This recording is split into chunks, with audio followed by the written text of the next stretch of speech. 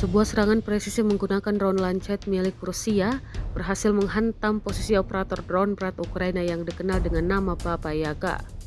Serangan tersebut terjadi di sekitar kendaraan operator, menimbulkan kerusakan signifikan. Rekaman momen serangan tersebut diunggah ke platform Telegram pada Kamis 5 Juni 2025 dan menunjukkan dampak langsung dari drone Lancet terhadap sasaran yang diduga tengah mengoperasikan atau mempersiapkan drone tempur berat. Baba Yaga merupakan salah satu jenis drone berat yang kerap digunakan oleh angkatan bersenjata Ukraina dalam operasi serangan balik terhadap posisi Rusia.